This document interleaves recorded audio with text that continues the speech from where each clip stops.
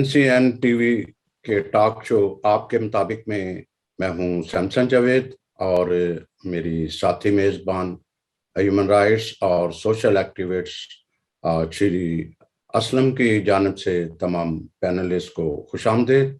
Nadreen, अदम बर्दाश्त एक ज़हनी बीमारी भी है जिसने तमाम मुल्क को खोखला कर दिया, बल्कि इस वक्त बहुत सारी दुनिया के ममालिक इससे परेशान भी हैं।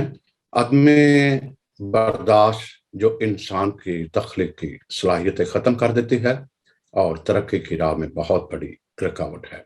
अदम बर्दाश्त की वजूहात क्या हैं? इनमें जो मेन समझी जाती हैं, हकूक़ की पामाली, इम्तियाजी सलूक, इंसाफ मयसर ना होना जिससे मनफी रुझानात को फ़रोग़ मिलता है। नतीजा जराइम, माशरे में लड़ाई झगड़े, कत्लो गारत और दीगर मसाइल पैदा होते हैं।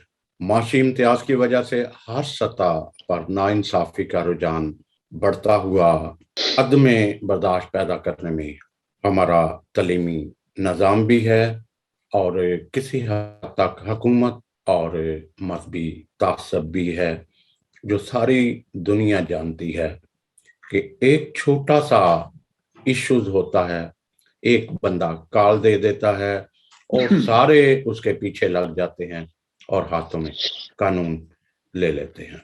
इसी पस मंज़र में आज हमारे साथ साहिवाल मंटगोमरी से ICU पाकिस्तान के ओहदेदारान मौजूद हैं, जो माशरे में पाने वाली अदम बर्दाश्त को कम करने पर सरकर्दे अमल हैं और उन्हें बड़ी हद तक कामयाबी हुई है कि वो एक ऑफिशियल हाई ऑफिशियल को अपने साथ शामिल करते हैं।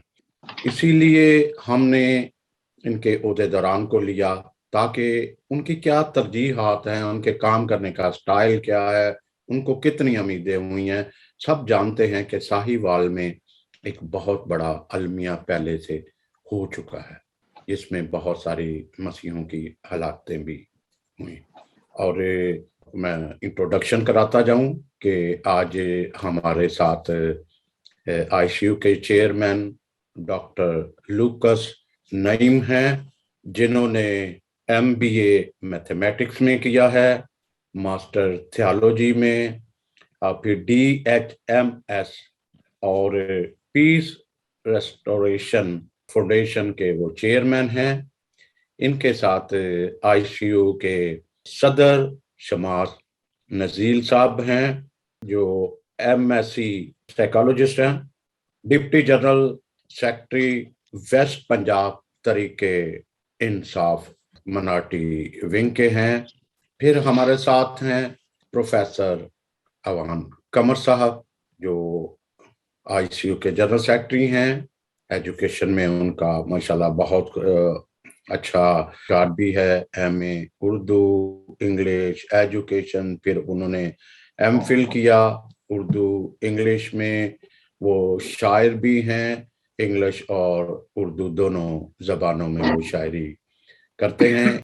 हमारे साथ पास्टर यूसुफ अजहर साहब हैं, जो अपनी एक जो कहते हैं कि एक पास्टल वर्क जो है वो सोशल को, ह्यूमन राइट्स को, माशरती, इस सारी को कवर करता है। उसमें उसके कंधों में एक बहुत बड़ी जिम्मेदारी होती है। आज हम ये भी देखते हैं, क्योंकि मजहब एक अहम जो कह ले रुकन है और उस पर अमल दरामद करने वाले जो पास्टर हो गए, जो मजहबी रहनुमा है, उनका बड़ा एक किरदार होता है। तो श्री साहबा, ये तो हमने एक इंट्रोडक्शन भी दिया, फिर हमारा टॉपिक भी एक इंतहाई एहसास है। आपने देखा ये अदम बर्दाश्त ही था जिसने सियालकोट में एक बहुत बड़े सानिया को जन्म दिया, जिसको कुछ और रंग दे दिया गया, जिसे पाकिस्तान पूरी दुनिया में इसकी बड़ी बदनामी हुई। आप अपने मेहमानों से जरूर पूछिएगा कि वो क्या करते हैं, उनकी तरजीहात क्या हैं। बहुत शुक्रिया श्री असलम साहबा। Thank you so much.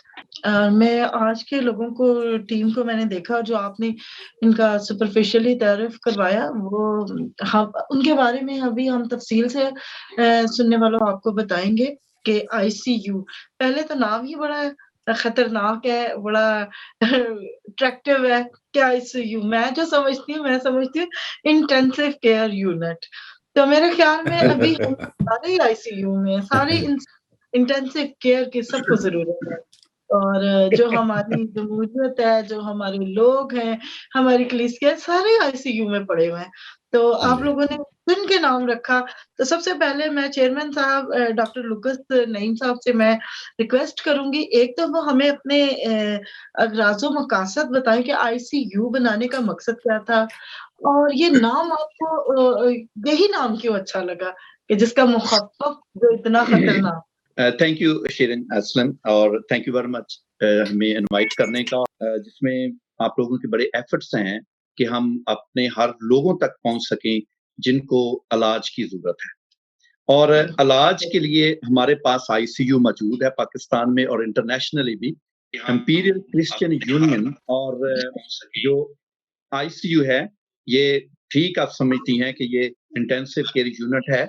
ये मेडिकल का एक ऐसा यूनिट है यहाँ पर लोगों को जो हार्ट अटैक्स के होते हैं या मेंटली डिस्टर्ब होते हैं, स्पिरिचुअली डिस्टर्ब होते हैं, इमोशन वाइज उनको तकलीफ होती हैं, तो हमारे पास इसके ऑब्जेक्टिव्स हैं कि हम किस तरह से लोगों को अपने आईसीयू में दाखिल करके हम उनकी रहनुमाई कर सकते हैं, उनका इलाज कर सकते हैं। और ये इलाज जो है ये फ्री ऑफ कॉस्ट है और ये इसका कोई पेमेंट नहीं है किसी किस्म की। और हम ये चाहते हैं कि माशरे के अंदर वो लोग जो दिमागी तौर पर मफलूज हैं, हम उनको आईसीयू के जरिए से हम वहां पर रिस्टोर कर सकें। और ये हमारा प्रोजेक्ट और ऑब्जेक्टिव्स हैं। और इसके साथ साथ जो पहला हमने इसका प्रोजेक्ट शुरू किया है वो है पीस रेस्टोरेशन फाउंडेशन, जो इसका पहला पीस रेस्टोरेशन फाउंडेशन, ये पहला इसका प्रोजेक्ट है जिसको हम लेकर चल रहे हैं। लेकिन आईसीयू का अम्ब्रेला है, दैट इज ग्रेट मैनेजमेंट। अब हम इसके आते हैं, जो एम है तो वो है house to house and heart to heart reach. तो हमने हार्ट टू हार्ट सर्विस देनी, हाउस टू हाउस देनी है, हमने इंडिविजुअल टू इंडिविजुअल देनी है। और ये हमारे मकासद हैं जो मैं ब्रीफली इसको बयान कर सका था। नेक्स्ट। तो ये जो आपने स्टार्ट लिया है, अभी कहाँ से स्टार्ट किया है? आप सिर्फ साहिवाल में काम कर रहे हैं या किसी और एरिया को भी आप टच कर? अभी चूंकि अगर चूंकि हम में से पास्टर्स भी हैं और मैं भी पास्टर हूं, और मैं ये बताना चाहता हूं कि जो यीशु मसीह का एक बेहतरीन पैगाम है कि यहूदिया से सामरिया और फिर यरूशलेम में, तो हम अभी साहिवाल से इसका आगाज कर चुके हैं। पूरे साहिवाल डिवीजन में जितने भी हमारे डिस्ट्रिक्ट्स हैं, हम वहां पर इस काम को शुरू कर चुके हैं और बहुत से ऐसे प्रोग्राम्स और सेमिनार करवाते जा रहे हैं जिसमें हम पीस के ऊपर और लोगों की बहाली के ऊपर काम कर रहे हैं कि आपने किस तरह से इंसान बनकर आपने इस जहां में इस जमीन के टुकड़े पर रहना है। अच्छा चेयरमैन साहब, मैं आपसे यहाँ पे एक क्वेश्चन करना चाहूंगी, इफ यू डोंट माइंड। मतलब जाहिर सी बात है, जब हम करते हैं काम, कोई सोशल एक्टिविस्ट बनता है या कोई एनजीओ बनाता है, तो उसमें सबसे पहले वो ये देखते हैं कि हमने किन चीजों को टारगेट करना है। कोई एक स्पेसिफिक टारगेट होता है। मतलब अभी जैसे कि आपने बताया कि पीस रेस्टोरेशन प्रोजेक्ट आपका आ रहा है, तो आपने पीस को टारगेट किया। आप लोग पास्टर्स हैं दोनों, मतलब 3-4 जो भी है आप में, तो मैं क्या ये समझूं कि ये पास्टर का एक ग्रुप है? नो, ये पास्टर्स का ग्रुप नहीं है। मेरे मेरे 3 प्रोफेशंस हैं। मैं मेडिकल में भी हूँ और मैं बिजनेसमैन भी हूँ और खुदा के कलाम को भी पढ़ते हैं और सुनाते भी हैं। और हमने इसको महसूस इसलिए किया और टारगेट किया कि हम जब अपने सराउंडिंग्स में, नेबरहुड्स में देखते हैं, अपने सराउंडिंग्स में और अपने नेबरहुड में, नेबरहुड का जो कल्चर है वो इंतहाई खतरनाक कल्चर है, जो एक दूसरे के लिए अजियत और दुख का सबब बनते हैं। रीजन कुछ होती नहीं है, लेकिन उसको उछाल कर इतना बड़ा किया जाता है। अगर मुझे इजाजत दें तो मैं इस चीज को बयान करना चाहता हूँ कि एक्चुअली ये चीजें आती कहाँ से हैं। जरूर बताएं। पहली चीज तो आती है जो माशरे के अंदर रिजेक्शन आती है। बिल्कुल सही। रिजेक्शन की बेस पे गुस्सा आता है। और मैं गुस्से को तो ये नहीं कहता कि ये बुरी चीज़ है, ये भी एक हमारी बेहतर चीज़ है माशरे के अंदर रहते हुए गुस्सा करना भी, लेकिन ज़िंदगी और मौत के जो फैसले हैं वो आसमान पर होते हैं। और मुसीबतें क्यों आती हैं? मुसीबतें इसलिए तो आती हैं, क्योंकि चिड़चिड़ाहटपन होता है, गुस्सा होता है। गुस्सा गो कि मैं समझता हूँ हमारी सीरत, हमारे जो कैफ़ियत है, हमारा जो रद्द-ए-अमल है, हमारे जो जज़्बात हैं या हमारी हिद्दत या हर कोई बुरी चीज़ इसमें मैं इस गुस्से को नहीं समझता हूँ, लेकिन इंसान इसके ज़रिए से अपनी सीरत, अपने किरदार और अपने माहौल की हिफ़ाज़त करता है। मैं ये ज़रूर कहना चाहता हूँ कि अपनी हुर्मतों की हिफ़ाज़त करता है। कमर साहब, मैं एक बात ज़रूर पूछना चाहूँगा। पहले तो माज़रत चाहूँ कि इंटरप्ट किया आपको। असल में एक मैंने शुरू में जब इंट्रो दिया तो एक मज़हब जो है वो बड़ी हद तक कवर करता है। जैसे हमारा मज़हब कहता है कि अगर एक थप्पड़ मारो तो दूसरा गाल भी कर लो। बहुत सारी माफ़ी का ये रुझान है। और सबसे ज़्यादा मेरा ख़्याल है हम नाइंसाफ़ियों का शिकार हैं। ये अदम बर्दाश्त जो है वो इम्तियाज़ जो होते हैं, चाहे वो मज़हबी हों, चाहे माशी हों, माशरती हों, कोई भी इम्तियाज़, नाइंसाफ़ी, ये सब कुछ हमारे साथ आ रहा है। लेकिन फिर भी एक अच्छा हमारा मॉडल है या एक नमूना अच्छा देते हैं। इसकी निस्बत दूसरे क्यों इस तरह नहीं साबित हो रहे? तो सॉरी, आप इसका जब भी जवाब देना चाहें तो ज़रूर दे लें। पहले आप अपना एक्सप्लेन कर लें। जी, थैंक यू वेरी मच। मैं बात ये कर रहा था कि ये चीज़ें जो सारी हैं, ये कैसे-कैसे आती हैं और ये आप भी समझते हैं, मैं भी समझता हूँ, पूरी दुनिया समझती है, पूरा माशरा समझता है कि खुददारी का जो माख़ज़ है या हक़ के साथ इंसान की असलियत का इज़हार इसी गुस्से से तो होता है। मैं समझता हूँ, आप भी समझते हैं, लेकिन इज़्ज़त-ए-नफ़्स का एहसास भी गुस्से से ही होता है, चूँकि हर बंदे ने अपनी हिफ़ाज़त करनी होती है, गुस्सा तो आता है। अपनी ज़ात में कोई इसमें कोई बुरी हैसियत या बुरी चीज़ नहीं है। गुस्सा का इज़हार दूसरों के लिए खतरनाक साबित उस वक़्त होता है, जब हम गुनाह करते हैं या उसके ऊपर हम बुरा करते हैं। और कलाम इंजील मुक़द्दस में लिखा है, गुस्सा तो करो मगर गुनाह ना करो। लेकिन गुलाम। हमारे पास जो मसीहियत या हमारे पास जो पैगाम है वो ये है, गुस्सा तो करो लेकिन गुनाह ना करो। मैं एक अहम बात आपके साथ साथ छोड़े छोड़े जाता हूँ, ये एक महमूद चीज़ है। इसको आपकी अपनी ज़ात के अंदर पैदा होकर वहीं रह जाना चाहिए, गुस्सा जो। और अगर हम इसको बाहर लेकर आते हैं, इसकी अक्कासी करते हैं, इसको बहुत आगे लेके उसमें से गिराव-जलाव होता है, तोड़-फोड़ होती है और इसी से बहुत सारी चीज़ें ऐसी पैदा हो जाती हैं जो रिजेक्शन की या नुकसान की होती है। अब आ जाती बात कि हमारे माशरे के अंदर जो अदम बर्दाश्त का जो सिलसिला है, उसी की वजह से बहुत सारे ऐसे-ऐसे वाक़यात होते हैं जिसमें हसद आ जाता है और हसद करके या किसी के पास नॉलेज ज़्यादा हो गया तो उसको पकड़ लिया, किसी के पास दौलत ज़्यादा होगी उसको पकड़ लिया, किसी ने अच्छे कपड़े पहन लिए उसको पकड़ लिया और अब हाँ, नफ़रत शुरू होगी, जुदाई, लड़ाई और तबाही। सही। तो इस वजह से ठीक है। हमारे माशरे में से ठीक है, डॉक्टर साहब, अभी हम चलेंगे सदर जो हैं शमास नाज़र साहब, उनकी जी, तरफ चलेंगे। तो नज़ीर। मेरा क्वेश्चन उनसे है, सदर साहब से, कि शमास साहब ये बताइए कि जब आप लोगों ने इस एक ग्रुप को फ़ॉर्म किया, तो आपके माइंड में क्या बात चल रही थी? आप लोगों ने क्या चाहा? क्या ये बड़ा एक एक्सीडेंटली आइडिया आया आपको करने का? या लोगों की मिनिस्ट्रियाँ देख-देख के सोचा कि हम भी कोई मिनिस्ट्री बना दें? सबसे पहले मेरी तरफ से सैमसंग जावेद साहब का, मैडम शीरी हसन का बहुत शुक्रिया कि उन्होंने आज हमें इस काबिल समझा कि अपने इस प्रोग्राम में शामिल करें। दूसरी बात, क्रिसमस का सीज़न है, तो इस तरह शायद मौका ना मिले दोबारा, तो आपको एडवांस में हैप्पी क्रिसमस भी कह दूँ। Thank you, same to you. तो क्वेश्चन बहुत अच्छा है। लोगों की मिनिस्ट्रीज़ देख के या उनके हालात देख के लोग अच्छा कमा रहे हैं या जो भी है, हमारा कोई ऐसा ऑब्जेक्ट नहीं था, कोई ऐसा सब्जेक्ट नहीं था। एक दर्द है, एक तकलीफ़ है, एक कर्ब है, जब अपने लोगों को देखते हैं कि वो किन मुश्किलात का शिकार हैं। तो मैं चूँकि एक सोशल और एक पीस एम्बेसडर होते हुए एक पॉलिटिकल वर्कर भी हूँ और कोशिश करता हूँ कि अपने लोगों के लिए आसानियाँ पैदा कर सकें। तो इन्हीं आसानियों को मद्देनज़र रखते हुए हम लोगों ने ये स्टेप लिया और मैं इसकी क्रेडिबिलिटी जो है वो हम 3 लोग इस वक़्त यहाँ पे मौजूद हैं, यूसुफ अज़हर साहब हैं, पादरी यूसुफ अज़हर साहब, डॉक्टर लूकस नईम गिल साहब और मैं। हम तीनों एक जगह पे बैठे थे, सोच रहे थे उनके लिए कुछ कर सकें हम, अपनी कौम के लिए कुछ कर सकें। और यही ख़्याल हम तीनों का, और जब आईसीयू हमने बनाया और यही ख़्याल को लेकर हमने आईसीयू बनाया कि हमने लोगों को किस तरह से अपने इस इंटेंसिव केयर यूनिट में लेके आना है कि उनके लिए, जब देखें पेशेंट जब क्रिटिकल कंडीशन में जाता है तभी उसको आईसीयू में लेके जाते हैं। और हमने ये सोचा कि हम अपने इन लोगों को जो पिस्पाई की तरफ जा रहे हैं, जो गिरावट की तरफ जा रहे हैं, जिनके फेमिनेटिव वर्क्स हैं, जिनके हम उनको लेके उनके हल के लिए कुछ जद्दोजहद करें। एंड आई थैंक गॉड कि हमने इस काम को, जब इस बेड़े को उठाया, तो हमारा मकसद किसी किस्म की अर्निंग नहीं है और हम अपने खुद साख्ता अपनी ज़ात से, अपने पॉकेट से अपने लोगों के लिए आसानियाँ पैदा करते हैं, अपना पेट्रोल खुद यूज़ करते हैं, ऑफ़िसेज़ में खुद जाते हैं, उनके लिए जहाँ तक हो सकता है उनकी रहनुमाई करते हैं।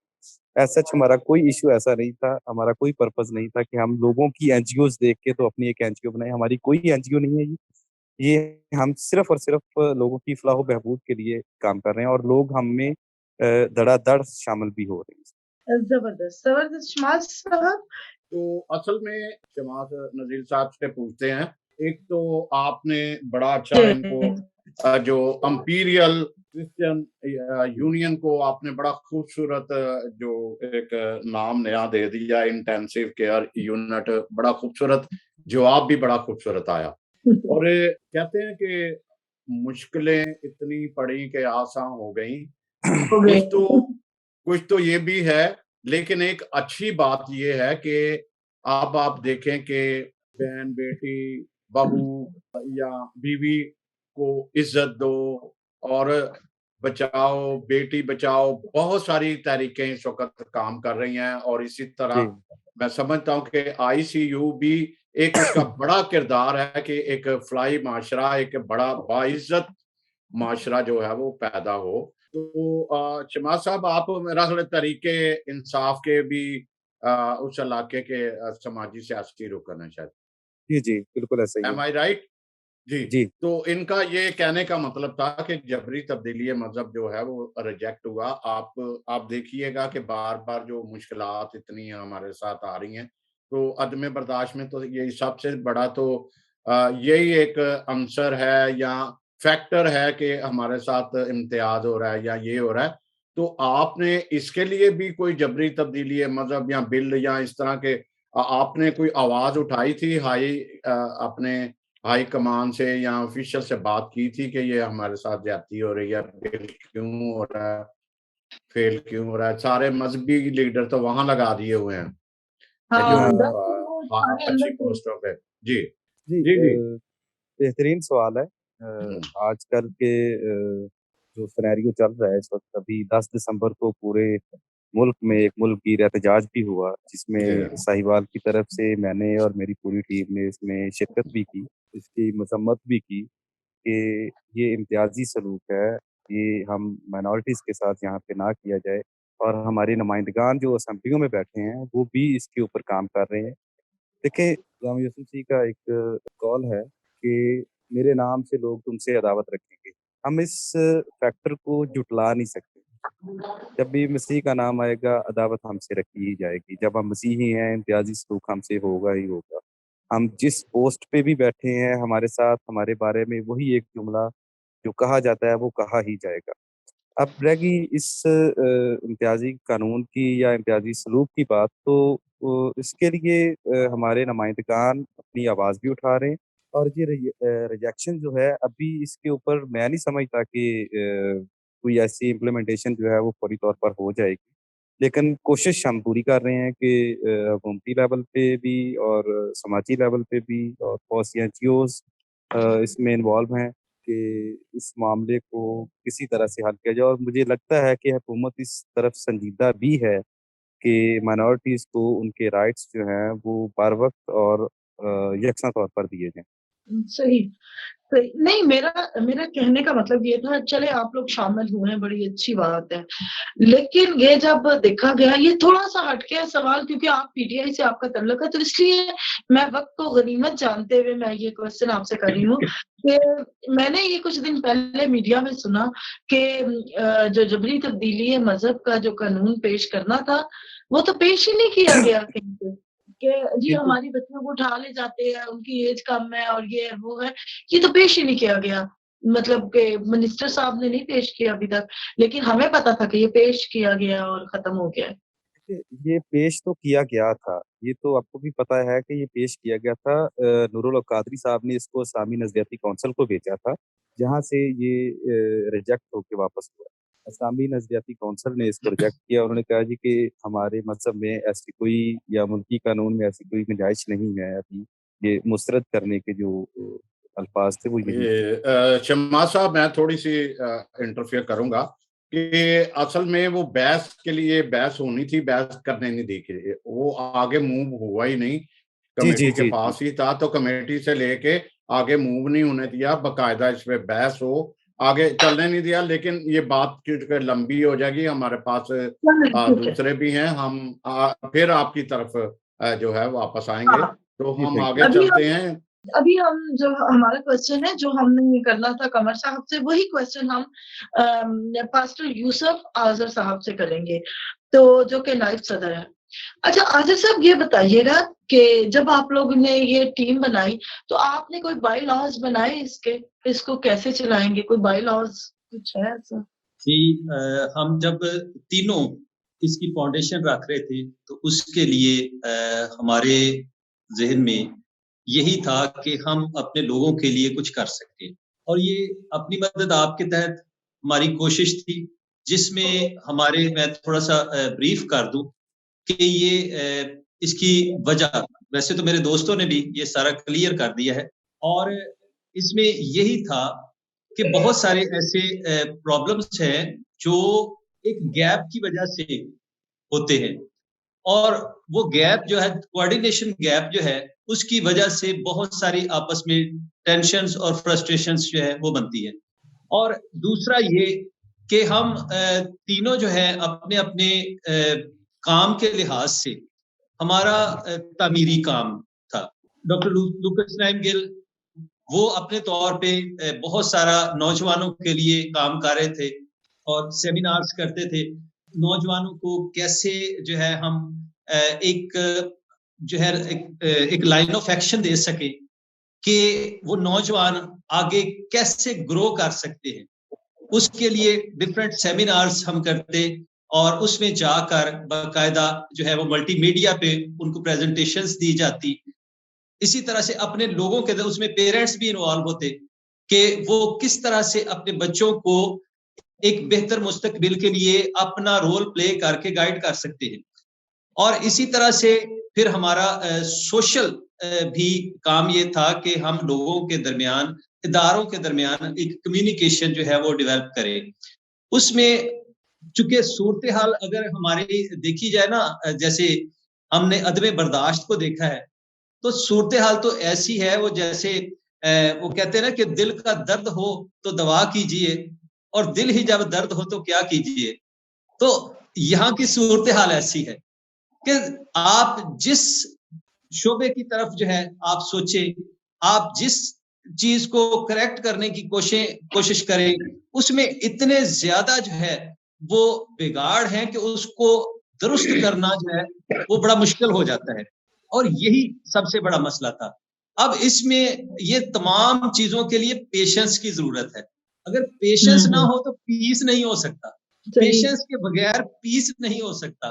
तो हमारी कोशिश फिर ये हुई, क्योंकि ये इंपीरियल क्रिश्चियन यूनियन जो है ये हमने शुरू किया आईसीयू और अगर हम इसको दूसरी साइड पे देखें तो ये इंटेंसिव केयर यूनिट भी है, यानी एक ऐसा लाइलाज मुआशरा, एक ऐसा लाइलाज सिस्टम जो कि जिसका इलाज मुमकिन नहीं है, उसको इस इंटेंसिव केयर यूनिट के जरिए एक पेशेंस के साथ हम 3 साल पहले हमने ये शुरू किया और ये पेशेंस के साथ ही हम इसको आहिस्ता आहिस्ता आहिस्ता ग्रो करते जा रहे हैं। इदारों के साथ हम इल्हाक कर रहे हैं ताकि जो इदारों के साथ भी कम्युनिकेशन गैप है वो भी हम खत्म करें। बहुत सारे मसाइल इसी वजह से, क्योंकि वो प्रोलॉन्ग हो जाते हैं और प्रोलॉन्ग होने की वजह से ऐसे लोग भी बीच में शामिल हो जाते हैं जो उसको संवारने की बजाय बिगाड़ने पे ज्यादा जो है वो काम अपना शुरू कर देते हैं। तो इतना इशू हाईलाइट हो जाता है कि बाद में उसको उसके असल मकाम पर लाना मुश्किल हो जाता है। तो हमारी कोशिश ये है कि इदारों के साथ हम कम्युनिकेशन गैप को खत्म करें और वो कहते हैं ना कि nip the evil in the bud, यानी हम उस मसले को जो अभी शुरू हो रहा है उसको फौरी तौर पर इस कोऑर्डिनेशन से जो है वो पूरा कर दे। अब अदम बर्दाश्त जो है वो भी एक बहुत बड़ा जो है मसला हमारे मुल्क में भी पूरी दुनिया में है और शुरू से ये है। आप देखें कि जब दो भाई मौजूद थे, कायन और हाबिल, तो उनमें भी हसद आ गया और खुदा खुद जो है वो कायन से कह रहा है कि अगर तू भला करे तो क्या मकबूल ना होगा, और अगर भला ना करे तो गुनाह दरवाजा पर दुबका बैठा है। अब यही मसला है कि ये हसद और इसी तरह से कोऑर्डिनेशन गैप से पैदा होता है और ये बिल्कुल ऐसे है जैसे कोई इन्फेक्टेड बॉडी होती है। अब इन्फेक्टेड बॉडी जो है वो एक आम माहौल में भी जो नॉर्मल कंडीशंस हैं, इन्फेक्टेड के लिए वो नॉर्मल कंडीशन नहीं रहती। आप देखें कि अगर किसी को जो है वो छींकें आ रही हो तो उसके लिए वो माहौल जो है, बेशक एनवायरनमेंट वही होता है लेकिन वही स्टिंगिंग एनवायरनमेंट हो जाता है, वही इन्फेक्शन और बढ़ा देता है, वही इचिंग पैदा कर देता है। अब मसला ये है कि जब ये कोऑर्डिनेशन गैप ज्यादा बढ़ता जाएगा, आपस में एक दूसरे के साथ हमारी बातचीत नहीं हो पाएगी, मिल नहीं बैठ पाएंगे, तो उसके साथ आपस में जो है इख्तलाफात बढ़ते जाते हैं। आप देखें कि आपके दोस्त अहबाब जो शुरू से आपके क्लास फेलो रहे हैं, उनके साथ आपका मसला नहीं होता, आपका मसला उन लोगों के साथ होता है जो आपको नहीं जानते होते। और ऐसे इसीलिए जो है हम ये चाहते हैं। अब उसमें पहला कोऑर्डिनेशन तो हमने कोशिश ये की कि अपनी बैनुल कलीसियाई तौर पे कोऑर्डिनेशन पैदा करें, इंपीरियल क्रिश्चियन यूनियन। और जब हमने ये देखा कि इसके साथ साथ हमें अपने घर से बाहर भी निकलना है, और एक जो है ना वो इंग्लिश जब मैं पढ़ाता था तो उसमें रोड सेफ्टी के लिए था, when you leave the front door of your house you are at risk. जब आप अपने घर से बाहर कदम ही रखते हैं तो आप खतरे में हैं, और इसी तरह से हमारे लिए है। अब उसके लिए जब हम बाहर निकलते हैं तो हमारा वास्ता जो है वो उन्हीं लोगों से पड़ता है जिनके साथ हमारा कोऑर्डिनेशन गैप है, और अगर वो गैप जो है वो फिल हो जाए तो शायद बहुत सारी चीजें बेहतर हो जाएं। मैं आपसे थोड़ा सा बात करना चाहूंगा। एक देखें, इस माहौल को ठीक करने के लिए जो है वो इंटरफेथ डायलॉग भी हुआ, मुस्लिम क्रिश्चियन डायलॉग भी शुरू हुआ, फिर कराची में जो है वो आपस में एक बहस भी होती है मुख्तलिफ टॉपिक से। लेकिन जब हम देखते हैं कि जब बात ऐसी आती है, कराची में अब क्रिश्चियन मुस्लिम डायलॉग हो गए, यहाँ से उनका एक मजाकरा भी होता है, लेकिन इससे कोई टेंशन जो आदमी बर्दाश्त कर लें, उसी का एक हिस्सा है। जो एक तासब की शक्ल आ गई है वो जानी बड़ी मुश्किल हो गई है, क्योंकि आप चूंकि ICU यूनिट जो है वो देखता है कि मेन थिंग कहाँ पे है। इसकी जब भी तशखीस हो जाती है किसी भी मर्ज की, तो इलाज जो है वो आसान हो जाता है। तो इलाज आपने पकड़ लिया है या नहीं? देखिए, इलाज जो है वो जैसे मैंने पहले ये कहा है कि बहुत सारी चीजें ऐसी हैं जैसे वो ग्रास रूट लेवल पे जो है दुरुस्त होने वाली है। अगर हम देखें तो ये इसकी एक वजह नहीं है, यानी कि समाजी वजूहात हैं, सियासी वजूहात हैं, और इसमें बहुत सारी मुआशी वजूहात हैं। हमारे अगर फैमिली स्ट्रक्चर में भी देखें तो उसमें भी बहुत सारी ऐसी अदम बर्दाश्त की बातें हैं। अब सबसे पहले फैमिली है। अब फैमिली जिस तरह से फैमिली होगी उसी तरह से आप देखें कि आगे माहौल होगा। आगे जब हम निकलते हैं घर से बाहर तो हमारे मोहल्ले का वही एटीट्यूड होगा, उससे बाहर निकलेंगे तो हमारे शहर का वो एटीट्यूड होगा, उससे निकले तो हमारे मुल्क का। तो ये यहाँ पर सबसे बड़ा मसला मैं एक डिस्कस करना चाहूंगा कि मसला सबसे बड़ा ये है कि हर कोई दूसरे को ठीक करने के लिए लगा हुआ है, हर कोई दूसरे को ठीक करने के लिए लगा हुआ है, और अपने आप को दुरुस्त करने के लिए जो है वो कोई भी कदम नहीं उठाता। और ये सबसे बड़ा मसला है कि खुद को जो है वो ठीक नहीं कर पाते और बाकी सबको ठीक। तो यहाँ पर ये वाला एक बहुत बड़ा फिर ये है कि हमारा जो निसाब है, निसाब भी आप जानते हैं शमशद भाई कि हमारे निसाब में बहुत सारी पेचीदगियां हैं, यानी उसमें ऐसी फ्रस्ट्रेशन और हेट मटेरियल जो है वो शामिल है कि जो आपस में लोगों को इकट्ठा बैठने ही नहीं देता। और ये बेसिकली ग्रास रूट लेवल से। अब उस निसाब को अगर दुरुस्त करने की कोशिश करें तो बहुत सारी पेचीदगियां पैदा हो जाती हैं। हालांकि उसमें आप देखें कि नफरत अंगेज जो है वो बातें लिखी जाती हैं, एक साइड को बेहतर कह देना है और बाकी सब को जो है वो गलत कह देना है। तो इसके लिए मैं ये समझता हूं कि सबसे बड़ा मसला हमारे मुल्क में जो हुआ है ना सैमसन भाई, उसकी फाउंडेशन में ही हमारे जो कायद हैं वो एक साल भी इस मुल्क को नहीं चला सके, और उसके बाद जो है जितने लोग आए वो तजर्बात करते रहे, यानी हमारे मुल्क के पास लाइन ऑफ एक्शन ही ना रही। और हमारे बाद जो है आजाद होने वाले उनको उनके जो कायद थे उन्होंने लाइन ऑफ एक्शन दी और दूसरों ने फॉलो किया, दूसरों ने उसको फॉलो किया, और जब फॉलो किया तो वो बेटरमेंट की तरफ चलते गए। और हमारे साथ ऐसा हुआ कि हम में से हर कोई चौधरी बनता है, हर कोई चौधरी बनता है और कोई लीडर नहीं है। अब जब कोई लीडर नहीं है तो उस वजह से ये मुआशरा आगे तरक्की ही नहीं कर पाया, ये थोड़ा सा आगे को जाता है, स्लिप होके पीछे को चला जाता है।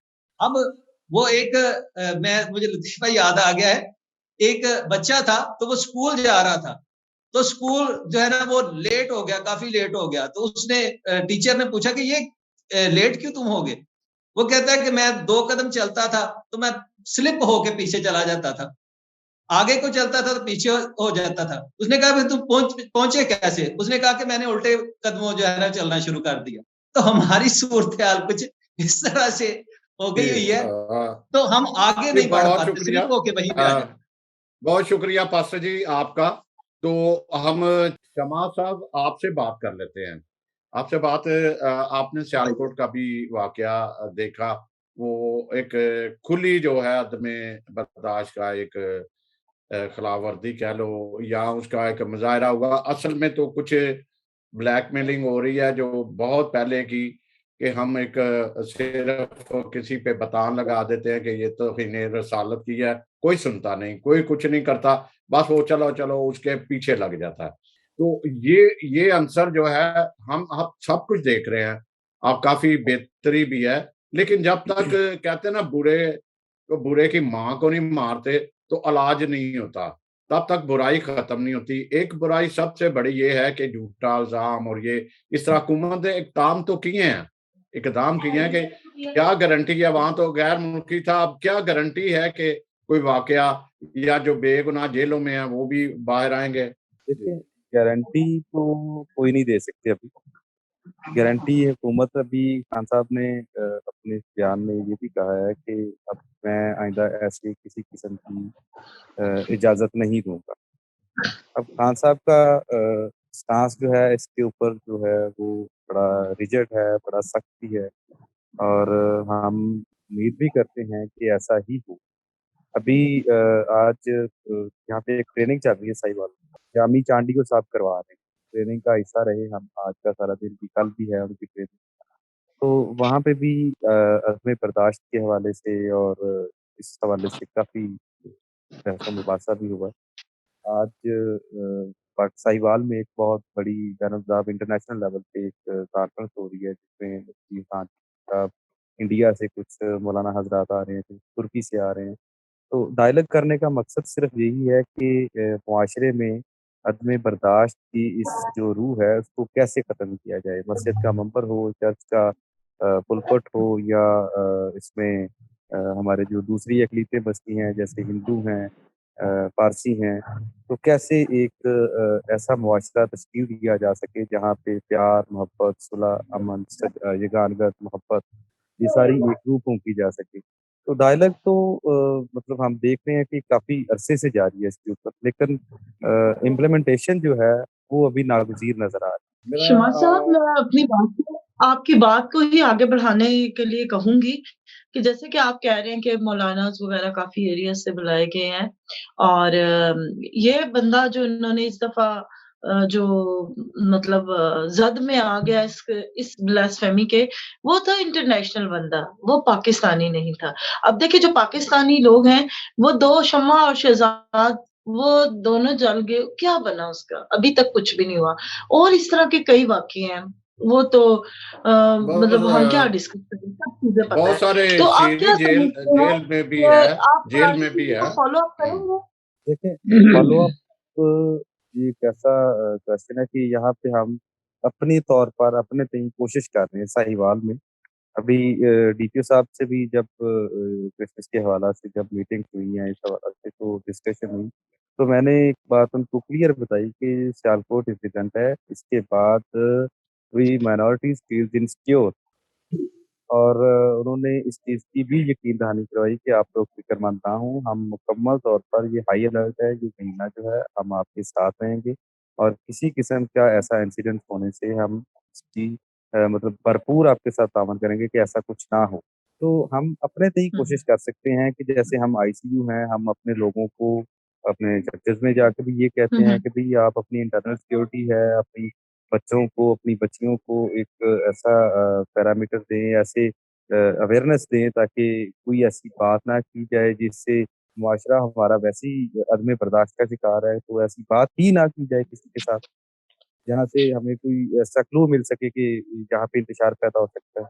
मैं यही क्वेश्चन ना मैं चेयरमैन साहब से करूँगी।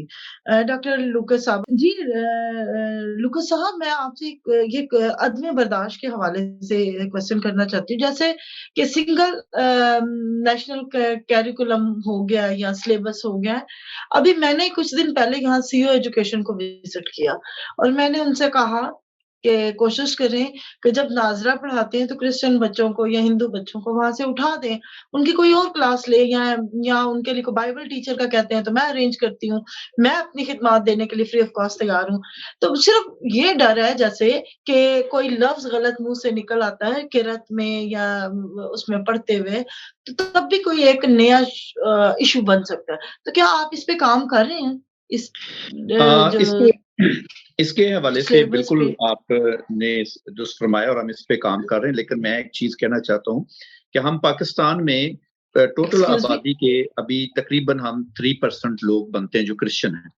लेकिन क्रिश्चियनिटी का मैं शमास साहब की बात को भी आगे लेकर बढ़ूँगा और यूसुफ आदिल साहब की भी, कि मसीहत इन अज़ियत इन पाकिस्तान, और उसकी वजह क्या है? वजह यही है कि एसएनएलसी शुरू कर दी है, सिंगल नेशनल जो करिकुलम है, और उसमें ज़्यादातर जो तालीम पाई जाती है वो मेजॉरिटी की पाई जाती है। और आप ठीक कह रही हैं कि अगर मुँह से कोई बात ऐसी स्लिप हो जाती है पढ़ते-पढ़ते, तो ये कितनी मुश्किल बनेगी। और इस तरह की जो हुँ, रुकावटें हैं, इनको दुरुस्त करने के लिए तो हुकूमत ही कर सकती है। लेकिन हम क्या कर रहे हैं? हम उनको ये कह रहे हैं कि जो करिकुलम बनता है वो बनाएँ, लेकिन जिसमें हर फ़िरके की या मज़हब की बात आती है, तो उसको हर एक ग्रुप जो है वो अपनी अलग से उन पीरियड्स को, इनको उन क्लासेस को ले, उन टीचिंग्स को ले। लेकिन मैं यहाँ ये कहता हूँ, दूसरी बात ये कहना चाहता हूँ कि जो हमारा पाकिस्तान में जो मसला है, जो हमारे अदम बर्दाश्त या इस तरह के वाक़यात जहाँ से ये क्रिएट होते हैं, वहाँ मैं कहता हूँ मॉम स्लैप में प्रॉब्लम है, वहाँ पे टीचिंग्स में प्रॉब्लम है, वहाँ बिल्कुल पे सही कहा। आपके घर के चौखट के अंदर प्रॉब्लम है, और mom slap is destroyed in Pakistan. उसकी वजह क्या है कि सबसे ऊपर जो टॉप पे बैठा है वो मज़हब बैठा है, जबकि हम बात करते हैं ह्यूमैनिटी एंड लाइफ की बात करते हैं, और जो हमारे पुलपट्स हैं वो यही सिखाते हैं, जो 98% इसी सच्चाई पे डटे हुए हैं कि humanity and life is important then any religion. तो जब ये बात आएगी तो ऑटोमैटिकली हमारे सिस्टम में बेहतरी आएगी। डॉक्टर साहब, यहाँ पे मैं एक बात आपसे शेयर करना चाहती हूँ, जैसे कि आप लोग सेशन देते हैं, तो मुझे उन लोगों ने कहा क्या हमारे पास इतने पढ़े-लिखे बाइबल टीचर हैं?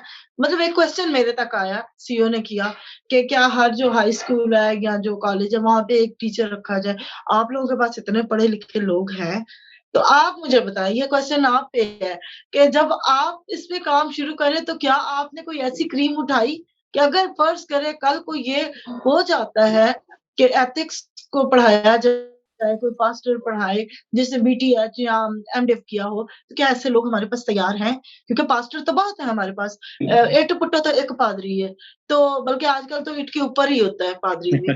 तो क्या ऐसे पढ़े-लिखे लोग हैं हमारे पास जो कि हमें अच्छी एजुकेशन दे सके बाइबल की? इसकी छोटी-सी बैकग्राउंड में ये जानना चाहता हूँ, बाद में ये मैं बात करता हूँ कि हमारा जो बाहर की बात आती है, जो किसी टीचर को हायर करने की बात आती है, तो रिसेंटली अभी-अभी ये बात हुई थी कि एक कॉलेज में किसी को इंटरव्यू के लिए लिया गया, तो उसमें ऐसे क्वेश्चन किए गए जो उसकी स्टडी के साथ वो रिलेटेड नहीं थे, ठीक है? हुँ, हुँ। तो इस तरह से डिस्करेजमेंट पैदा होती हैं और फिर वहां से ही अदम बर्दाश्त और इस तरह के जो मसाइल पैदा होते हैं कि लोग बर्दाश्त नहीं करते कि पढ़ा लिखा कोई क्रिश्चियन आ गया इंटरव्यू देने के लिए, तो उसको एग्ज़ैक्टली। क्वेश्चन ही ऐसे कर देते हैं कि वो बंदा वो डरता है वहां पे जॉब करने में कि आज मैं अगर वहां पे रेजिस्ट करती हूँ या करता हूँ तो ये कल को मुझे जॉब मिल जाती तो मुझ मेरे ऊपर ये इल्जाम लगा देंगे कोई ऐसा कि वो जो श्रीलंकन की तरह मुझे भी जला देंगे, मुझे मार देंगे, मेरे ऊपर पथराव करेंगे, तो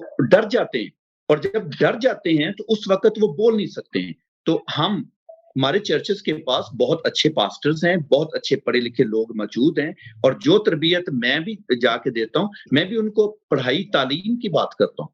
तो हमारे पास क्रीम बहुत है लेकिन वो डरते हैं, किसी भी जगह पे जो जॉब करने में इंटरव्यूज़ ही ऐसे खतरनाक किस्म के होते हैं और सारे मैं नहीं कहता, हर जगह एक जैसी नहीं है, लेकिन बहुत बिल्कुल। एक भी अगर राई के दाने जितना भी वहाँ पर बिटरनेस मौजूद है, तो वहीं से बहुत सारा पानी जो है वो कड़वा हो सकता है। बिल्कुल। हमारे अजीज हैं वहाँ से कर्नल अजीम साहिवाल से ही, लेकिन आजकल वहाँ नहीं। उन्होंने बात हो रही थी, वो वापस जा रहे थे सियालकोट की तरफ से, मेरा उनसे हाल वाल हुआ तो वो उन्होंने सबसे पहले क्या कहा, यार किसी तरीके से इस कौम से खौफ को बाहर निकालो। सही बात है। अब ये खौफ कैसे निकलेगा, ये ज़रा मुख्तसर ज़रा बताइएगा ताकि हम इसको वाइंड अप की तरफ जाएँ। जी। जी सैमसन भाई, बात ये है कि जो खौफ कैसे जा सकता है, उसका एक ही तरीक़ेकार है कि हम एक तो अपना मुँह बंद फिर रखें, यही हो सकता है। कान भी बंद रखें। हम जहाँ कहीं भी खड़े हों तो पहले अपना जो जहाँ पे पाँव रखने हैं, उसको देख लें कि वहाँ रखने हैं कि नहीं रखने। तो ये चीज़ें जो इंसान के बस में नहीं है। ये तो देखिए, ये सॉरी खौफ डॉक्टर साहब, मैं आपकी बात को काटूँगी। ये खौफ आप और डाल रहे हैं। ये तो खौफ और बढ़ रहा है कि आप अपना मुँह बंद रखें, कान बंद रखें, ये तो खौफ बढ़ रहा है। नो, मैं ये कह रहा हूँ कि फिर ऐसे ही करना चाहिए कि अगर हमें मुँह अपना बंद करना चाहिए, लेकिन माशरा ऐसा होना चाहिए जो वहाँ पर बोलने की, किसी चीज़ को बयान करने का हमारे लिए इजाज़त होनी चाहिए और इजाज़त किस चीज़ की है यहाँ पर। और बहुत सारे ऐसे मसाइल बनते हैं और ये भट्टे में 2 बंदों को, ये मियाँ-बीवी को जला दिया, साड़ दिया। उन्होंने ये कहा होगा कि हम क्रिश्चियन हैं, यही कहा होगा कि हम क्रिश्चियन हैं। असल में डॉक्टर साहब ज़रा थोड़ा क्लियर ये करते हैं, ये तो एहतियात एक ज़रूरी है, एहतियात के आप वो काम ना करो जिससे आप किसी गिरफ्त में आते हो। जो जी, आप जी, जी। उसके मुर्तकिब होते हो, उस लॉ के या उसके गिरफ्त में आते हो। ये खौफ जो दूसरा खौफ है कि अपने राइट्स के लिए, जिस तरह ऑफिस में जो है वो नाइंसाफ़ी होती हैं, कोई हेड आ जाता है, उसके साथ ऐसे होता है, उसको हम किस तरीके से, या तो ये है कि एक ऑफिस है, वहाँ पे ज़्यादा से ज़्यादा तादाद अगर उसकी 2 या 3 या 4 आएँगे, कॉम्पिटेंट लोग आएँगे, तो मेरा ख़्याल है वो जो इंटीरियर भी और जो अंदरूनी-बैरूनी कोई भी खौफ जो है उससे निकल सकता है वो। इसकी थोड़ी वज़ाहत कीजिएगा कि वो कैसे हम खौफ को दूर करेंगे, कि हमारा खौफ है कि यार हम लोग ये पोस्ट पे रह नहीं सकते, हमारी मुखालफत है, हम ये पोस्ट ले नहीं सकते, हम हायर एजुकेशन के बाद क्या पोस्ट कैसे लेंगे? असल में ये भी खौफ है, हम आवाज़ उठाएँगे, हम पे कुछ और लग जाएगा। इससे निकलना है ना किसी तो सैमसन साहब, ये क्वेश्चन तो बड़ा कोई हैवी क्वेश्चन मेरे लिए। इसका जवाब जो है ना मेरे पास इतना शायद ना हो और शायद नहीं, उसके आपके साथियों पास के है पास हो, जवाब। लेकिन मैं सिर्फ अपनी राय दे सकता हूँ। राय ये है जी, कि अगर एक चिराग में कोई दम है तो उसमें डीजल पेट्रोल है, तो उसको कचरे के ढेर में रख दें तो वो रोशनी देने से बाज नहीं आता। तो बेहतर यही है कि अपना जो लाइफस्टाइल है, जो अपनी कम्युनिकेशन है, उसको ज़्यादा से ज़्यादा बेहतर बनाएँ। और जहाँ पे कल्चर आपको थोड़ा-सा सख्त लगता है, कोई ऐसी बात आती है, तो वहाँ पर हमें अपने मसीही एटीट्यूड से, मसीही लाइफस्टाइल से, अपने अंदाज़ से हम बहुत सारी चीज़ों को तब्दील कर सकते हैं, ये मुमकिन है। लेकिन अगर ऐसे वाक़यात आते हैं तो उनको सुलझाने के लिए हमें रेज़िस्ट करने की ज़रूरत नहीं है, बल्कि उनको समझाने की ज़रूरत है, उसके अंदर जाने की ज़रूरत है और सोर्सेज़ ढूँढ कर हमें इस तरह से मेल-मिलाप के लिए आगे बढ़ना चाहिए। श्री, अभी हम वाइंड अप करते हैं। तो पंकज मेरा साहब, पहले मुझे एक बात क्लियर करने दें, खौफ वाली। चलो, मैं करिए। थोड़ा-सा इसको आगे लेके चलूँगी डॉक्टर लूकास की बात को, कि खौफ हमारे अंदर से तब निकलेगा जब हम इकोनॉमिकली स्ट्रॉन्ग होंगे। खौफ हमारे अंदर से तब निकलेगा जब हमारी रिलीजियस एजुकेशन स्ट्रॉन्ग होगी।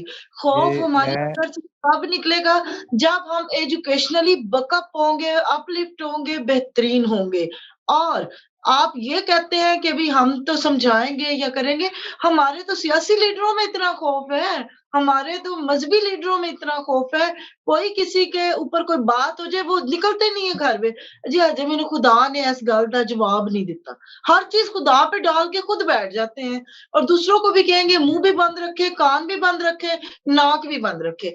मतलब कि हम उस वक़्त स्ट्रॉन्ग होंगे जब हमारे अंदर खुदा का रूह बसता होगा, क्योंकि खुदा बुज़दिलों को पसंद नहीं करता और हमें हिकमत, अक्ल और दनाई से अपनी सारी चीज़ों को इस्तेमाल करते हुए मैं खुदा के खौफ को लेके चलना है। जी, शहबाज साहब, आप बात कीजिएगा। जी, डॉक्टर साहब की बात को थोड़ा-सा आगे और मैडम शीरी की बात को थोड़ा-सा आगे बढ़ाऊँगा। कुछ व्हाट्सएप ग्रुप्स ऐसे हैं जिनमें मैडम शीरी भी हैं और मैं भी हूँ। मैंने इसका भी एक इश्यू अभी पिछले दिनों में आपके साथ हुआ, वो सुना भी, देखा भी, रीड भी किया और अपना इनपुट भी उसमें दिया था। अमेरिका जैसी एक बहुत बड़ी डेमोक्रेसी जो है, वहाँ पे you know better than me कि रेसिज़्म जो है वो अभी तक मौजूद है। अच्छा, वहाँ पे जब जो रेड इंडियंस हैं, उन्होंने क्या किया था, उन्होंने अपने लिए एक डोमेन चूज़ की थी और वो थी स्पोर्ट्स। वो एथलीट्स में इतना आगे आ गए कि अब अमेरिका की कोई ऐसी स्पोर्ट्स नहीं है जिसमें रेड इंडियंस जो हैं वो आगे नहीं हैं।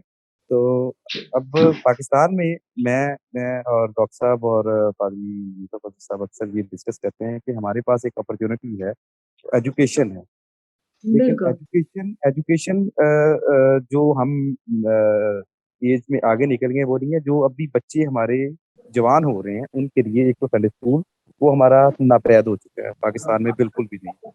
बहुत कम चर्चेज़ ऐसे हैं जो इसके ऊपर काम कर रहे हैं। और सेकंडली जब हम हैं, हम अपने लिए कोई ट्रेडिंग, बिज़नेस इस तरफ जा सकते हैं। बच्चों को एजुकेट करने के लिए अपने लेवल पे जो हमारे लेवल पे हमारी उम्र के लोग हैं, उनके लिए ट्रेडिंग में और जो बड़े हैं, वो इनको सिखाने के लिए। अगर मुत्तहिद हो जाएँ, इत्तेहाद की इतनी ज़्यादा कमी है हमारे अंदर, हर बंदे की जैसे आपने बताया एक-एक ईंट दे ऊपर कोई 4-4 5-5 बैठे ने, तो हमारी हर बंदे की अपनी-अपनी डोमेन है, हमारा कोई एक लीडर नहीं है। पाकिस्तान की 73 साला तारीख निकाल कर देखें, किसी को हमने आज तक अपना लीडर तस्लीम नहीं किया, मानेंगे। ना ही कोई पैदा हुआ और ना हमने किसी को माना। और इधर से मैं उठा हूँ, तो मैं लीडर हूँ, उधर से शमसी जावेद साहब उठे हैं, तो ये लीडर हैं, मैडम शीरी हैं, तो ये लीडर हैं, सब के सब लीडर हैं, किसी की एक्सेप्टेंस है ही नहीं। एग्ज़िस्ट सब लोग कर रहे हैं यहाँ पे, लेकिन लीडर जी, तस्लीम करने का हौसला शमा हमें नहीं है। साहब, यही एक वजह है। शमा साहब, मैं एक बात, क्योंकि हमारा वक्त महदूद होता है, तो जी, फिर उसको समेटना भी होता है। असल में हम अमेरिका की वहाँ जो एक रेसिस वाला है, हमारे यहाँ इंग्लैंड में भी है, वहाँ पे नस्ल परस्ती है। नस्ल जी। परस्ती तो फिर भी कुछ उन्होंने बेहतरी की तरफ ले आए हैं। जो मज़हब, जो फ़ोबिया है ना, फ़ोबिया, हुँ, हुँ। जो हुँ, हुँ। मज़हबी फ़ोबिया है, वो हुँ, इंतहाई खतरनाक है। असल में वो भी हमारा जो एक खौफ है ना, जिस तरह मैं कई दफा एग्जांपल दी कि मेरा जो भतीजा उसने ऐसे चीजें ले ली, वो कर लिया, तो मुझे क्या कहता है चाचू अगर छोटा सा कोई इल्जाम लगा देगा ये सारा किया कराया सारा कुछ जो है वो चला बिल्कुल जाएगा। ऐसा ही, ये खौफ है। बिल्कुल ऐसा ही। लेकिन जी, हम जी, जी, खौफ जी, से कैसे जी, निकल सकते हैं? जी, खौफ जब हम ज्यादा कॉम्पिटेंट हो जाते हैं, जैसे बिजनेस में आते हैं या टेक्निकल में आते हैं, एजुकेशन में आते हैं, तो एक दफ्तर में अगर आपके 3-3 4-4 भी आ जाते हैं ना, 4 आदमी 20 आदमियों पे हावी होते हैं। 4 हमारे अगर 2 भी आए, एक हुँ, ऑफिस में बड़े आए, तो वो हुँ, हावी हो जाते हैं, आपको भी पता, सबको भी पता। तो हम इसको वाइंड अप करते हैं अभी। श्री आपसे मैं शुरू करता हूँ कि जो आपके नज़दीक अदमे बर्दाश्त जो है, एक तो वो तख्लीकी ज़ाहिर है कि तख्लीकी अमल रुक जाता है, मनफी सोचें भी कह लें आप पे, मनफी सोच को जन्म देती हैं, उसे तख्लीकी अमल और तरक्की का अमल भी रुक जाता है। जैसे हमारी अपनी कम्युनिटी में इंतहाई किस्म का जो मनफी रुझानात पैदा हो गए हैं, एक दूसरे को नहीं मानते, लीडर नहीं मानते, वैसे भी तस्लीम नहीं करते, कोई भी है वो टुकड़ों में बटे हुए हैं। तो हम इस पे कैसे काबू पा सकते हैं? कैसे अपना शीरीन असलम आपके पास क्या हाल है इसके पास? मेरे मैं ख़्याल में तो इसमें यूनिटी के अलावा हम इसमें कुछ नहीं कर सकते। मतलब हमें एक-दूसरे की सपोर्ट करें, हमें एक-दूसरे का साथ बनना है। अभी देखिए मुझे कुछ चीज़ें बड़ी अच्छी लगी ये जो 10 दिसंबर की। पाकिस्तान के काफ़ी सारी जगहों से लोग निकले एक बात पे इकट्ठे हुए। तो क्या हम इस पे इकट्ठे नहीं हो सकते कि जहाँ पे हमारी मसीही आबादियाँ हैं, आम जगहों पे तो हम कहीं खाना भी लगा के नहीं यस। बेच सकते, कि वो हमसे खरीदते ही नहीं है। तो जो ऐसी मज़हबी आबादियाँ हैं, उनमें से हम अपने जो है एमएनएज़, एमपीएज़ खड़े करें। वो जनरल सीटों पे आएँ और वहाँ पे जब असेंबली में जाए तो कानून साज़ी हो। जी, सिलेक्शन में तो जाएँ, कोई नहीं है, वैसे भी हमें तो कोई सीट ही नहीं देता, तो सिलेक्शन में भी जाएँ, लेकिन जहाँ ज़्यादा आबादी है, वहाँ से हमारे एमएनए, एमपीए मुंतखब होके आएँ, फिर उन एरियाज़ में कोई फैक्ट्रीज़ लगाई जाए। हम हर रोज़ एक ना एक दिन चर्च बना रहे होते हैं, इम्प्लांट कर रहे होते हैं चर्च को, कोई कभी क्या करे। अगर हम एक फैक्ट्री लगाएँ, उसमें हम स्किल्ड लोग तैयार करें, उसमें हम इकोनॉमिकली लोगों को बेहतर करें। अगर चर्च कोई बना हुआ है, जैसे कॉन्वेंट है, इनकी ज़िम्मेदारी हम लगा दें कि इन्होंने 10% अपने पूरी दाखिले का 10% उन्होंने फ्री ऑफ कॉस्ट क्रिश्चियन बच्चों को रखना है। अगर हमें इस तरह काज़ एक हाँ, लेके बढ़ना पड़ेगा, जी, काज़ जी। एक लेना अगर इस पड़ेगा। तरह पीछे जी। पड़ जाए ना इन इदारों के, हुँ। तो कोई इसमें शक नहीं है कि हमें अदम बर्दाश्त जो हम दूसरों को नहीं मानते, फिर हम मानना शुरू जब एजुकेशन हम में आती है, पैसा हमारे पास होगा, अच्छा लाइफ़स्टाइल होगा, तो मेरे ख़्याल में फिर ये बुरी चीज़ें हमसे दूर रहेंगी। जी, और जी। एक और चीज़ है जो अदम बर्दाश्त को बढ़ाती है, वो है कि हमारा जो हमें नेग्लेक्ट किया जाता है, तो वो हम फिर बुराई की तरफ जाते हैं या हम बुरा सोचते हैं दूसरों के बारे में। तो इसलिए दूसरों को इज़्ज़त दें, रिस्पेक्ट दें और अपने इदारों को सपोर्ट करें। चलें, थैंक यू, बहुत शुक्रिया श्री। डॉक्टर साहब आप से ही वाइंड अप करते हैं। ये जो है कहते हैं ना पहले अपना घर ठीक करने की ज़रूरत है कि हमें मज़बूत अपने आप को मज़बूत करना है या जो भी आप चाहते हो कि कोई चीज़ आपको हासिल हो, तो उसके लिए आप अपने आप को तैयार करना है। तो आपके ख़्याल में ये सारा कुछ मसाइल हैं, जैसे इलेक्शन है या बहुत सारे मसाइल हैं, लेकिन हम अपने आप को कैसे बेहतर कर सकते हैं? ये हम कहते भी हैं, करते नहीं हैं। जी, आप क्या कहेंगे? इसमें इसमें मैं मिस शरीन और शमास साहब की बात को आगे बढ़ाते हुए ये कहूँगा कि यूनिटी जो है, ये एक बड़ा किरदार अदा करती है किसी भी सोसाइटी में। हमारे अंदर जो यूनिटी है, वो हो जाएगी तो बहुत सारी चीज़ों के ऊपर हम काबू डाल सकते हैं। फिर उसके साथ-साथ तालीम जो है, तरबियत जो है, मोटिवेशंस हैं, ये तमाम चीज़ें हम अपने पुलपट से या जहाँ हम खड़े हैं या जिस जगह पे हमारी अप्रोच है, हम वहाँ से स्टार्ट करें। प्रॉब्लम्स जो है वहाँ मौजूद हैं और याद रखें कि पाकिस्तान में हो या दुनिया में हो, जहाँ कहीं भी हम मौजूद हैं, वहाँ पर हमें एक गैप रखना चाहिए कि ये प्रॉब्लम होनी है और इसमें मैंने रहना है। लेकिन उसका हल क्या है? हल ये है कि हमें किसी को मानना पड़ेगा, किसी की सुननी पड़ेगी, किसी के साथ हमें साथ देना पड़ेगा। जब हमारी आवाज़ें अलग-अलग होंगी, हमारी रास्ते अलग-अलग होंगे, हमारी बातें अलग-अलग होंगी, हमारे प्लान अलग अलग, तो हम किसी भी मंजिल को हासिल नहीं कर सकते हैं। मंजिल को हासिल करने के लिए या किसी टारगेट को अचीव करने के लिए सिर्फ और सिर्फ एक दूसरे को मानने की जरूरत है, यूनिटी की जरूरत है, तालीम की जरूरत है और काम करने की जरूरत है। चूंकि हम काम भी तो नहीं करते, हम जमीनें अपनी बेच देते हैं। तो गुर्बत जब आएगी तो फिर दूसरे तो हम हमारे ऊपर कुछ भी कह सकते हैं, फिर हमें बर्दाश्त नहीं होगा। जब बर्दाश्त नहीं तो वहां लड़ाई होगी। तो इसलिए हमें अपने स्टेटस को बढ़ाना है। जी चेयरमैन साहब, एक बात तो रह ही गई है, क्योंकि हम तो बिल्कुल वाइंड अप की तरफ हैं, कि आपके 3 साल गुजर गए, आपकी कितनी अचीवमेंट क्या रही है? मुख्तसर बस 1 मिनट अगर ठीक है, ये है तो बड़ा मुश्किल क्वेश्चन है, लेकिन हम 3 साल से अवेयरनेस प्रोग्राम कर रहे हैं। मुख्तलिफ चर्चेस में जाके, स्कूल्स और कॉलेजेस में जाके हम प्रेजेंटेशंस देते हैं, लोगों को सिखाते हैं कि हमें माशरे के अंदर अमन, सलामती और मोहब्बत को किस तरह से लेकर शेयर, केयर और लव का मैसेज हम देते हैं। और इसमें बहुत सारी तब्दीली आई है। जहां जहां हम गए हैं तकरीबन 85% इसका रिजल्ट रहा है और हम we are very much satisfied with that. Thank you, thank you. जमात साहब, क्योंकि आप सियासी भी एक कारकुन भी हो, समाजी भी हो, और मैं ये पूछना चाहूंगा आपसे कि जो 2020 का अगर रिकॉर्ड ले लें तो सबसे ज्यादा जो जबरी तब्दीली है मतलब 2020 में हुई है, सबसे ज्यादा रिकॉर्ड हुई है। और जो कहते हैं कि इस हुकूमत ने काफी सारा सोचा, लेकिन रिजल्ट उसका हमारे सामने नहीं आया, क्योंकि आप असल में ये नाइंसाफियां जो होती हैं, ये अदम बर्दाश्त का हिस्सा एक होता है, अदम बर्दाश्त को बनाती है या क्रिएट या फरोग देती है। तो आप क्या कहेंगे, क्योंकि आपकी टीम काफी सारी विंग है, पीटीआई का विंग, इस पीटीआई विंग ने क्या सारे आपस में कुछ ऐसा कहा कि यार क्यों नहीं कर पाए हुकूमत? देखिए, साहिवाल में इस तरह के तकरीबन कोई 6 से 7 वाक़यात ऐसे हुए थे, लेकिन हमने इनको रिवर्स करवाया यहाँ साहिवाल में। मैं और हमारी जो टीम है पीटीआई की, जो माइनॉरिटी विंग की साहिवाल में मौजूद है, हमने कोई एक भट्टा था, वहाँ से एक बच्ची से गई थी, उसको वापस दिलवाया पेरेंट्स को। एक 86 चक में ऐसा वाक़या हुआ था, एक शालीमार टाउन में हुआ था, एक आरिफवाला में हुआ था। अभी साहिवाल के ही एक गाँव है, नवाही गाँव, वहाँ पे एक वाक़या हुआ था, वो जो जिनसी तशद्दुद का था। लेकिन हमने उसपे उसमें जो लॉ एनफोर्समेंट एजेंसीज़ हैं, उन्होंने भी हमारा भरपूर साथ दिया, अपने अदालत ने भी हमारा भरपूर साथ दिया, अपनी हुकूमत ने भी अपना साथ है वो बरकरार रखा है। अब हुकूमत, अदालतें और लॉ एनफोर्समेंट एजेंसीज़ जो हैं, वो तो अपना-अपना काम कर रही हैं। लेकिन मैं इन सब चीज़ों का कसूरवार सबसे ज़्यादा अपने ही मुआशरे को कहूँगा, अपने ही लोगों को कहूँगा, जो ऐसे मौक़े पैदा करके दे देते हैं।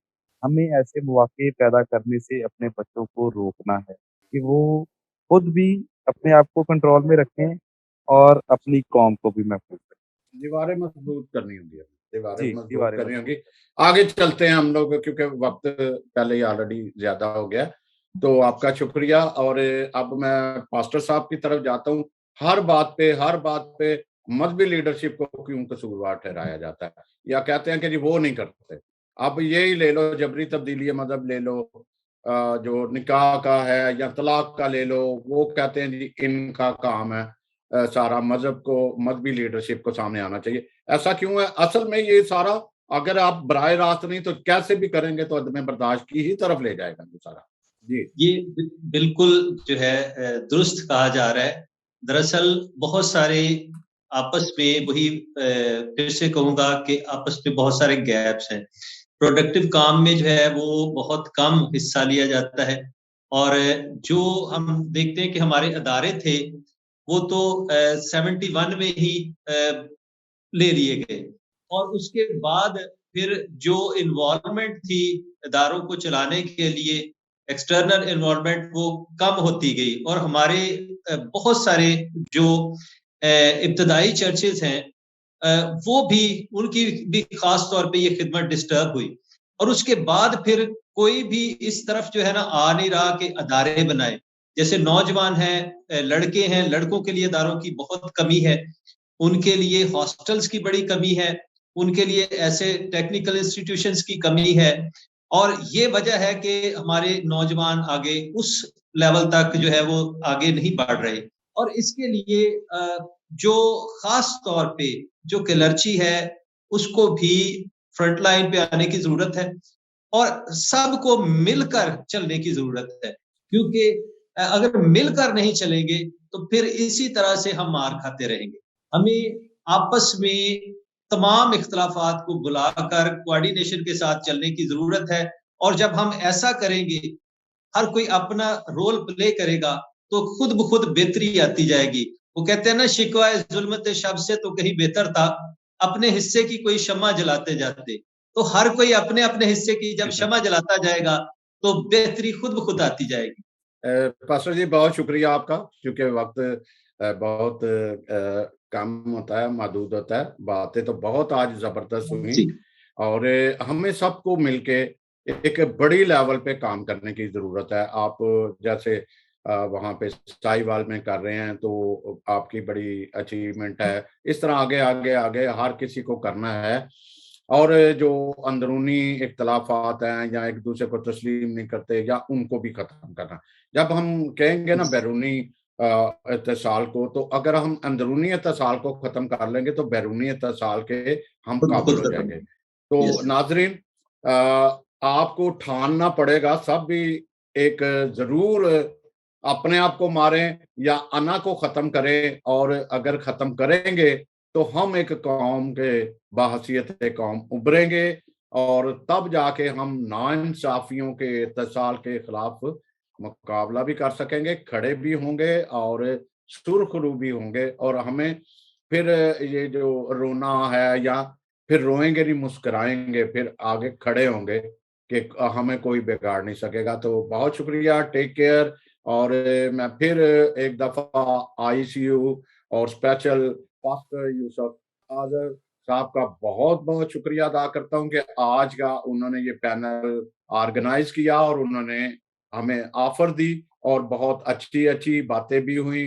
और यकीनन आपने नाज़रीन आपने इस्तेफादा हासिल किया होगा। तो बहुत शुक्रिया आपका। फिर मैं इजाजत चाहूंगा। टेक केयर, खुदा निगहबान। Thank you so much Shamshad साहब। आप इस जो है खास तौर पे ये मौका फ्राहम करने का आपने हमारी पेशकश को कबूल किया और हम सब ने अपना अपना इनपुट दिया। तो हर कोई जब अपना अपना इनपुट देगा तो सॉल्यूशंस निकलेंगे। God bless you all. जी बहुत शुक्रिया।